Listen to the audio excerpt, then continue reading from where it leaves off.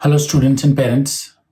आज के इस वीडियो में हम एक बहुत ही जो आप बोल सकते हो एग्जिस्टेंशियल क्वेश्चन जैसा होता है पेरेंट्स के लिए, कि जब भी वो बच्चों का एडमिशन कराते हैं, कि यू नो बहुत सारे ऑप्शंस होते हैं and what is the best school, which is the best coaching institute, कहाँ पे एडमिशन कराएं। ये बहुत ही इंपॉर्टेंट क्वेश्चन भी है because it defines the career of your ward, and it is probably the most consequential decision that you take regarding your child's future, right? कि बच्चे को आपको कहाँ पढ़ाना है, कौन से स्कूल में पढ़ाना है, कौन से कोचिंग इंस्टीट्यूट में पढ़ाना है। दीज आर इम्पोर्टेंट क्वेश्चंस और इनके बारे में सोचने का क्या तरीका है। I will not give an answer कि सबसे बढ़िया कौन सा है, that is not possible for me to do. आप मेरे से पूछोगे तो इसका आंसर भी बहुत सिंपल है, बिकॉज हम लोग तो दिन रात कहीं भी हो चाहिए, हम एक ही चीज़ सोचते हैं, एक ही चीज़ के ऊपर काम करते हैं कि हमारे स्कूल्स को, हमारे कोचिंग इंस्टीट्यूट्स को और बढ़िया कैसे बनाएं, बच्चों के लिए और रिलेवेंट कैसे बनाएं। तो मेरे पास तो एक ही आंसर है। So I am not asking you for that answer, I am giving you a framework to think about it, कि अगर आपको खुद से वो डिसीजन लेना है तो आप वो डिसीजन कैसे ले सकते हैं। तो सबसे पहले तो अपन ये बात करते हैं कि देखो, आपको किसके बेसिस पे डिसीजन नहीं लेने चाहिए। डेफिनेटली जो न्यूज़पेपर एडवर्टाइजमेंट है, क्योंकि वो तो जो भी स्कूल कोचिंग इंस्टीट्यूट का आप देख रहे हो उन्होंने खुद नहीं बनाया है, तो they would only write good things there, right. उसके बेसिस पे आपको डिसीजन नहीं लेना चाहिए। सेकेंडली, इसका एक कारण और भी है, क्योंकि इंडिया में जो एडवर्टाइजिंग गाइडलाइंस हैं वो इतने स्ट्रॉन्ग नहीं है कि हर चीज़ जो न्यूज़पेपर में लिखी जाए वो वेरीफाई होती हो। तो कई बार क्वेश्चनेबल रिजल्ट्स भी लोग पोस्ट कर देते हैं और जो सही नहीं होते हैं, आप एक तरह से बोल सकते हो कि फर्जी रिजल्ट्स बोल सकते हो टर्म, या झूठे results, right. So definitely advertisement चाहे वो न्यूज़पेपर में हो चाहे वो सोशल मीडिया पे हो, उन पे आपको नहीं देखना चाहिए। इंफ्रास्ट्रक्चर बहुत इंपॉर्टेंट है, बट इंफ्रास्ट्रक्चर घूम के देख के उसके बेसिस पे बिल्कुल डिसीजन नहीं लेना चाहिए। क्यों, वो अपन बात करेंगे अभी। और finally, very important, specially this is important in terms of schools, because आपके आसपास में बहुत सारे स्कूल होते हैं और उनमें से कुछ स्कूल्स में जो भी डायरेक्टर्स हैं या उनके जो ओनर हैं या प्रिंसिपल हैं, you have a personal relationship with them. आप जान पहचान है तो आप कि जहाँ जान पहचान है वहीं पे करवा देते हैं।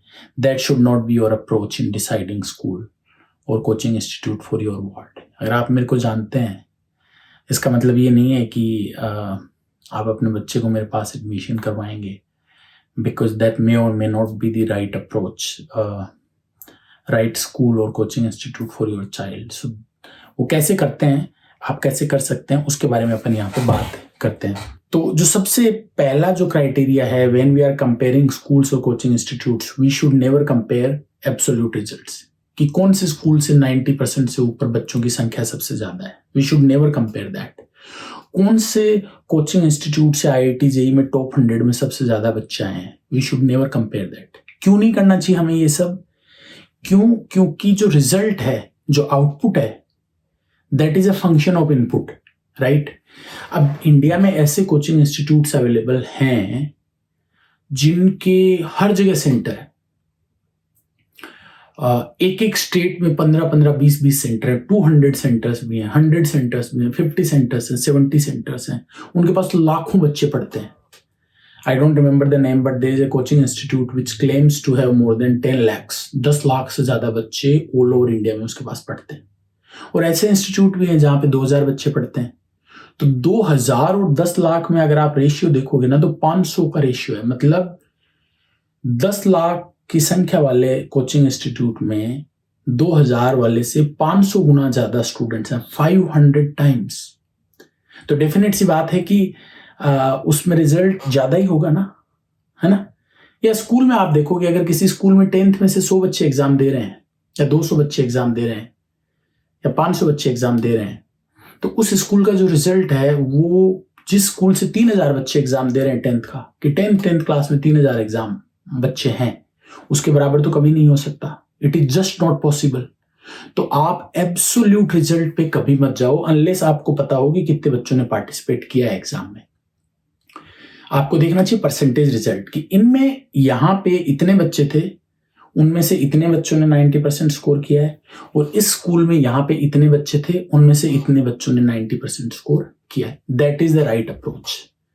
तो ये बहुत ही इंपॉर्टेंट है। अब ये एनालिसिस करना डिफिकल्ट होगा क्योंकि ये डेटा तो आपको तभी मिलेगा जब आप उस स्कूल में पढ़ने वाले कुछ बच्चों से, टीचर से कॉन्टैक्ट करके थोड़ा सा पर्सनल रिसर्च करोगे, otherwise you will not find it out, right. तो ये बहुत ही इंपॉर्टेंट है।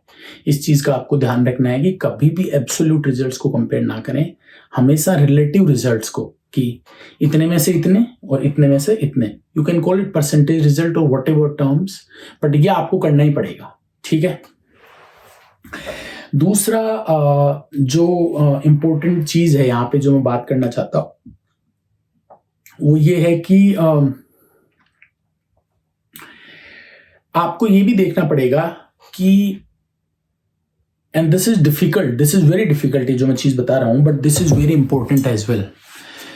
आप एक प्राइवेट स्कूल जिसमें 10th क्लास में 100 स्टूडेंट है और एक गवर्नमेंट स्कूल जिनमें 10th में 100 स्कूल है, 100 बच्चे हैं 10th क्लास में, उन दोनों के रिजल्ट्स को कंपेयर करके ये नहीं बोल सकते मान लो कि अगर प्राइवेट वाले का रिजल्ट अच्छा है कि उन्होंने अच्छा करवाया होगा। And why so? Because private school में जो स्टूडेंट्स आते हैं उनकी क्वालिटी बेटर होती है, उनके पेरेंट्स उनकी स्टडीज को लेके काफी अवेयर होते हैं, राइट। वो देखते हैं कि जो बच्चा है वो पढ़ रहा है कि नहीं पढ़ रहा है, right. They are paying attention to everything about that child. तो उसका रिजल्ट जो है वो गवर्नमेंट स्कूल में जनरली मैंने जो नोटिस किया, वहां पे parents are not very aware, उनको इतना फर्क नहीं पड़ रहा है, they are occupied with other things. उनके पास, बेचारों के पास और बहुत काम है, वो बच्चे की पढ़ाई पे इतना ध्यान नहीं दे पा रहे हैं। तो प्राइवेट वाले का रिजल्ट अच्छा ही रहेगा, मतलब उसमें वो कोई एनालिसिस करने की उसमें जरूरत ही नहीं है। तो आपको ये देखना पड़ेगा, जैसे जेईई का एग्जाम है, मैं ऐसा इसलिए बोल रहा हूँ कि बहुत सारे ऐसे कोचिंग इंस्टीट्यूट्स हो सकते हैं जिनके पास जो बच्चों का इनपुट आ रहा है वो ऑलरेडी इतने अच्छे आ रहे हों कि उनका रिजल्ट ऑटोमेटिकली अच्छा रहेगा। Are you trying to understand what I am explaining here? आपको बच्चों की संख्या ही नहीं देखनी होगी, आपको ये भी देखना पड़ेगा कि अगर बच्चे अच्छे हैं तो रिजल्ट ऑटोमेटिकली अच्छे होंगे। उसका मतलब ये नहीं है कि वो जिस इंस्टीट्यूट के थ्रू पास हो रहे हैं वो बढ़िया है। That's not the right way to approach. तो ये दोनों चीजें आपको, अब ये कहाँ पे अच्छे बच्चे आते हैं कहाँ नहीं आते हैं, it's a very difficult analysis. But if you really want to identify that कौन सा स्कूल या कोचिंग इंस्टीट्यूट सही में बच्चों की लाइफ में वैल्यू ऐड करता है, तो आपको ये एनालिसिस करने ही पड़ेंगे, ठीक है। दूसरी जो इम्पोर्टेंट चीज है कि, और ये एडवर्टाइजमेंट के रिलेटिव में है, बहुत सारे क्या हैं कि I can tell you one example, you know, I generally don't name our competitors, but there is something called RPS school in Haryana, right. There is Narayana school in Hyderabad south में, there is a Chaitanya school. तो ये सब schools की चैन है, इनके पास 100 200 school है। अब अगर ये एडवर्टाइजमेंट में दिखाते हैं कि हमारे 90% से ऊपर 500 बच्चे हैं, तो जनरली ऐसा क्या होता है कि बहुत बार मैंने ऐसा नोटिस किया है कि सारे स्कूल्स का रिजल्ट कंबाइन करके दिखाया हुआ होता है। हम लोगों ने भी कई बार ऐसा किया है, क्योंकि हमारा एक स्टेट बोर्ड स्कूल है and we have a CBSE school, और बोर्ड रिजल्ट तो क्योंकि दोनों के अलग हैं तो अलग दिखाते हैं, बट जैसे कॉम्पिटिटिव एग्जाम्स के रिजल्ट हैं एसटीएससी के, एनटीएससी के, तो क्योंकि मैट्रिक्स के बैनर के नीचे दिखा रहे हैं तो हम वो दोनों स्कूल का रिजल्ट को कंबाइन करके शो करते हैं कि कंबाइन करके हमारे 140 स्टूडेंट अभी एसटीएससी में क्वालिफाई हुए हैं। तो कुछ जगह पे आप देख सकते हो, वो आपको एनालिसिस करना पड़ेगा कि ये 2 स्कूल का कंबाइंड रिजल्ट है या 4 का है या 8 स्कूल का कंबाइंड रिजल्ट है, right. You have to do that analysis. तो ये सब चीजें, ये सब ले दे के एक ही जगह पे पॉइंट करती हैं कि आपको टोटल रिजल्ट नहीं देखना है, आपको ये देखना है कि ये रिजल्ट कितने स्टूडेंट में से है। That is an extremely important parameter for you to analyse, ठीक है। तो ये आपको देखना पड़ेगा। सिमिलरली बहुत बार क्या होता है कि बहुत सारे रिजल्ट्स होते हैं, उनमें स्कूल का, कोचिंग इंस्टीट्यूट्स का मिक्स्ड रिजल्ट होता है। तो that is for you to actually identify कि आप क्या ढूंढ रहे हो और ये उसमें से कौन सा रिजल्ट है, ठीक है। ये इंपॉर्टेंट चीजें यहाँ पे होती हैं। बहुत बार जैसे स्पोर्ट्स रिजल्ट में, and this is a very important point, you have to check whether the results are harvested. Harvested results का क्या मतलब है कि जैसे फॉर एग्जांपल एक स्कूल बोलता है कि क्रिकेट में हमारी टीम में से 7 बच्चों ने नेशनल खेला, तो आपको ये देखना पड़ेगा कि वो बच्चे सही में उस स्कूल में खेल के क्या वो नेशनल लेवल पे गए हैं, या उस स्कूल ने ऑलरेडी नेशनल लेवल पे खेलने वाले जैसे बच्चों के एडमिशन कर रखे हैं, उनको बोला है कि इस तरह के जो बच्चे हैं कि हमारे स्कूल में यहाँ पे आके आप अपना एडमिशन करवा लो, and because those kids have the talent to actually play at the national level, कि वो वहाँ पे चले जाते हैं, राइट। तो इसका मतलब वो तो वास्तव में वो बच्चे तो पहले से ही अच्छे प्लेयर थे, उसमें स्कूल का कोई बहुत ज़्यादा रोल ही नहीं था, राइट। तो आपको ये बहुत अच्छे से देखना होगा कि अगर एक स्कूल में 5,000 बच्चे हैं और उनमें से 10 बच्चे क्रिकेट खेलने के लिए नेशनल लेवल पे जाते हैं, तो can your child B one of those 10? क्या वहाँ पे बच्चों को खेलने की ट्रेनिंग की सिस्टम है हमारे पास जो यूज होता है, या वो 10 प्लेयर हमें पहले से ही पता है स्कूल को कि ये 10 प्लेयर जो हैं वो नेशनल खेल के आएंगे, right. So this is an important distinction that you have to make. You have to identify whether the results are genuine results or they are harvested results, कि वो उस तरह के बच्चे लाके और हमने उनको खिलवा दिया। तो these are important ways for you to check, और ये जब भी आप एडमिशन कराएंगे तो ये आपको चेक करना पड़ेगा। इसी सीरीज में इंफ्रास्ट्रक्चर स्कूल में बहुत इंपॉर्टेंट होता है, क्योंकि आपका बच्चा है वो इफ ही और she is a day scholar, they spend 6 hours there, 6 घंटे के लिए बच्चा स्कूल में रहता है, and if they are hosteller they spend their entire year there. तो इंफ्रास्ट्रक्चर डेफिनेटली इंपॉर्टेंट है, बट ये देख के कि यार ये इंफ्रास्ट्रक्चर दिखने में बड़ा है, ज्यादा है, अच्छा है, और ये नहीं है, that is not the right way to compare. कैसे? मैं आपको एक सिंपल एग्जाम्पल देता हूँ। एक 2000 बच्चों का स्कूल है, उसके पास 2 बास्केटबॉल कोर्ट है, लेट से, इसका मतलब हर 1000 बच्चों पे 1 कोर्ट हो गया, राइट। एक दूसरा स्कूल है जिसमें 10,000 बच्चे हैं और 5 बास्केटबॉल कोर्ट है, उसमें कितने बच्चों पे 1 कोर्ट हुआ? 2000 बच्चों पे 1 कोर्ट हुआ ना, 10,000 बच्चों पे 5।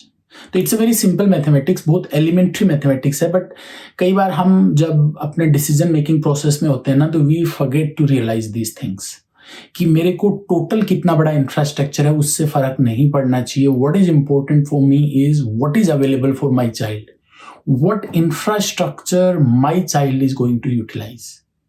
Are you trying to understand my point?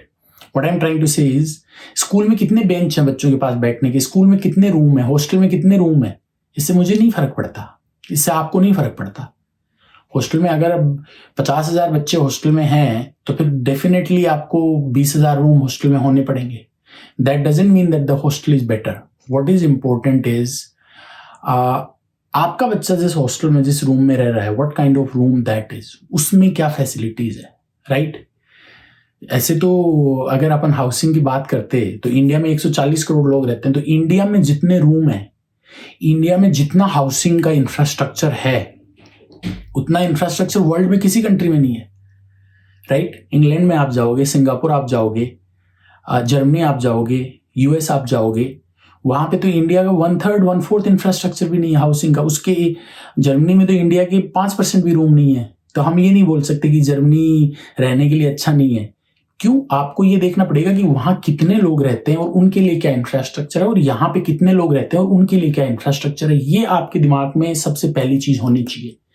केवल बड़ा होना इंपॉर्टेंट नहीं है, आपके बच्चे के लिए क्या अवेलेबल है, दैट इज वेरी इंपॉर्टेंट। तो ये आप जरूर ध्यान में रखें, ये आपके दिमाग में होने चाहिए। ये सारी चीजें आप नोट करेंगे तो आप अपना एनालिसिस बहुत अच्छे से कर पाएंगे।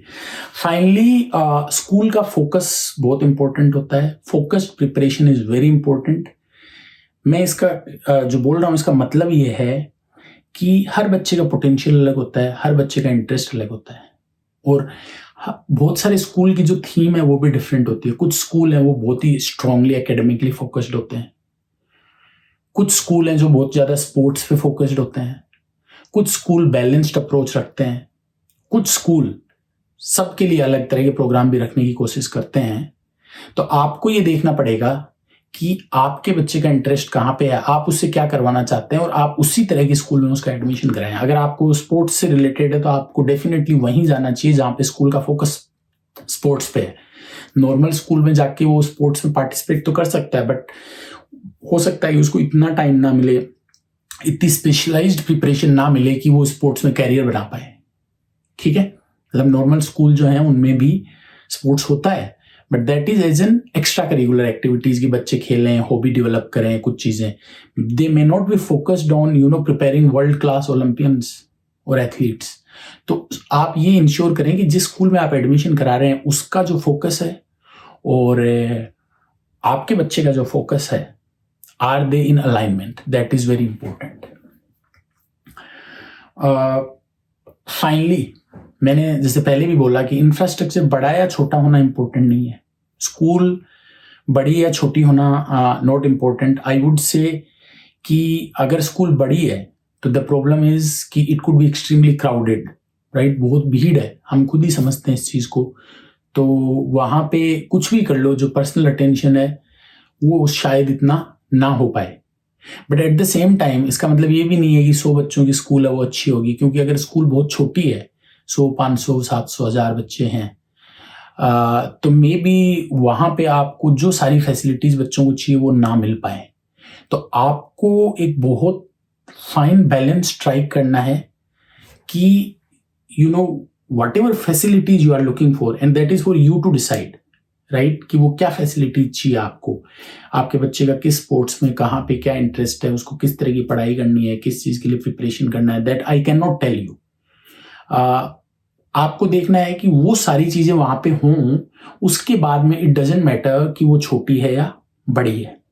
So basically what is the criteria, सारे जो आपको चीज़ें चाहिए वो हों, it should not be extremely small, tuition centre की तरह की यार वहाँ पे फैसिलिटीज नहीं है, but at the same time एक बार आपके पास सारी चीज़ें जो होनी चाहिए वो हैं, after that it does not matter whether it's a big one और इट्स अ स्मॉल वन। ठीक है, तो that is an important approach schools में, बिकॉज जो स्टूडेंट्स होते हैं वो सबसे ज़्यादा टाइम टीचर्स के साथ स्पेंड करते हैं। टीचर्स की quality is very important. Teachers की quality determines a lot of things in terms of the student performance, in terms of their learning path, their eventual learning outcome. Everything is determined to a large extent by the quality of teachers, consistency of the teachers, right? But again, as I said, it's a very difficult preposition for parents to find out. आप लोगों के लिए क्या कहाँ पे teachers अच्छे हैं ये फाइंड करना इतना आसान काम नहीं है। इसका जो 2-3 तरीके हैं इसके, आप बच्चों से पूछ सकते हैं जो वहाँ पढ़ रहे हैं, उनके रिजल्ट्स को देख सकते हैं, और आप कुछ टीचर्स से पूछ सकते हैं कि वो कहाँ जाके काम करना चाहते हैं। Probably the place which is most like by students that would have the most like by the teachers कि यार हम वहाँ जाके काम करना चाहें टीचर, तो that may have the best teachers, right. That could be one way for you to identify, but ये डिफिकल्ट है। उसके बाद में जो नेक्स्ट है, that is also important, always check for the credentials of the founders. जो भी school के डायरेक्टर हैं, फाउंडर हैं, वो उनके क्रेडेंशियल्स बहुत इंपॉर्टेंट है, because eventually school is a place which delivers education delivery का एक सेटअप है स्कूल। तो जिनका एजुकेशन डिलीवरी में एक्सपीरियंस ही नहीं है, या खुद उन्होंने उसको एजुकेशन को उतना नज़दीक से देखा ही नहीं है, तो they may not be able to deliver that well, right.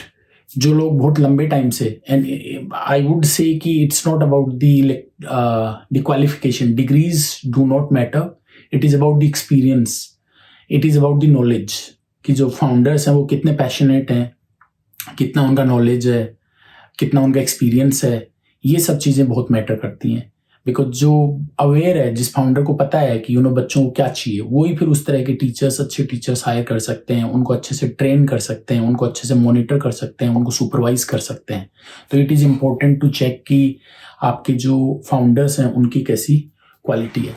And finally, as I always tell, कि ये सारी चीज़ें कई बार बहुत ओवरवेलमिंग लगती हैं, it's a complicated check list कि यार कैसे पता करें कौन क्या क्या क्राइटेरिया हैं, कैसे करें। तो always ask the existing students, उस स्कूल में जो अभी ऑलरेडी जो बच्चे पढ़ रहे हैं उनसे पूछो, they will tell you the most authentic I would say description. They would give you the most authentic description of what is happening in that particular school or coaching institute. जो वहाँ पे existing students हैं, nobody can help you. कोई आपको उससे अच्छे से नहीं बता सकता. That is very important. और हाँ, do not ask people from the outside. They wouldn't know much. जिस भी सिटी में आप मान लो for example you are in Barmer, आपको बाड़मेर में स्कूल देखनी है तो ask people in बाड़मेर कि कौन सा स्कूल अच्छा है. Do not ask people in Jodhpur. If you are in Delhi, then ask students and parents in Delhi that which is the best school. Do not ask in Mumbai because they would not know what is there in Delhi. Mumbai के बच्चे आके दिल्ली में कहाँ पढ़ रहे हैं, that doesn't matter. आपको दिल्ली में जाके पूछना होगा कि what is the best school. तो इस अप्रोच के साथ आप देखेंगे तो I suppose कि you will be able to meet your objective in terms of identifying the right school. मैं एक बार हमने जो बातें की हैं उनको I have them in notes, तो I will quickly summarize for you. सबसे पहला, एडवर्टाइजमेंट के बेसिस पे ना डिसाइड करें. एडवर्टाइजमेंट से बेटर तो लोगों का फीडबैक है. आजकल जो फीडबैक है वो आप जो वहाँ बच्चे पढ़ रहे हैं उनसे मिल सकते हैं. उनके बारे में थोड़ा बहुत ऑनलाइन भी आपको फीडबैक मिल जाता है. लोग अलग अलग जगह रिव्यूज़ वगैरह देते रहते हैं अपने. That is also important. But आप कोई ना कोई तरीके से लोगों से पूछें, लोगों का लिखा हुआ पढ़ें रादर देन स्कूल या कोचिंग इंस्टीट्यूट का खुद का लिखा हुआ पढ़ें. दूसरा पॉइंट, रिजल्ट्स को कभी भी एब्सोल्युटली ना कंपेयर करें. हमेशा रिलेटिव तरीके से कंपेयर करें कि कितनों में से कितना है, किस क्वालिटी के स्टूडेंट में से क्या है. Do not look at the overall infrastructure but look what is available to your child. That is what is important. आपके बच्चे के लिए क्या इंफ्रास्ट्रक्चर अवेलेबल है. टोटल इंफ्रास्ट्रक्चर इतना है, वो इतने स्टूडेंट्स के लिए है, उसको डिवाइड करके ऐसे फील करने की कोशिश करें कि इंफ्रास्ट्रक्चर कैसा है. क्वालिटी तो आपको दिख ही जाएगी. क्वांटिटी के लिए आप इस तरह का डिवीजन मेंटली कर सकते हैं. स्कूल बहुत छोटा नहीं होना चाहिए, as in it should have all the basic facilities which are required. बहुत छोटा हो तो हो सकता है वो फैसिलिटीज ना हो, बट अगर एक बार वो सारे फैसिलिटीज हैं, after that it does not matter कि वो कितना बड़ा है, वेदर उसमें 10,000 बच्चे हैं या 20,000 हैं या 40,000 हैं या 1 लाख हैं, इट डजेंट मैटर. जो फैसिलिटीज आपको चाहिए वो सारे होने चाहिए. दुनिया भर की फैसिलिटीज की भी जरूरत नहीं है. आपके बच्चे को जो फैसिलिटीज चाहिए, जो उस बच्चे के दिमाग में, जो आपके दिमाग में, all of those facilities should be there. Always check the quality of teachers, always check the quality of founders, their credentials, their education, their experience, their knowledge, their passion. These are extremely important factors. And finally, always ask existing students. ठीक है. I hope this video was useful. जो steps मैंने बताए हैं उनको आप follow करेंगे तो I am really hoping that these steps will help you in identifying the right school and coaching institution for your child. Thank you for watching the video.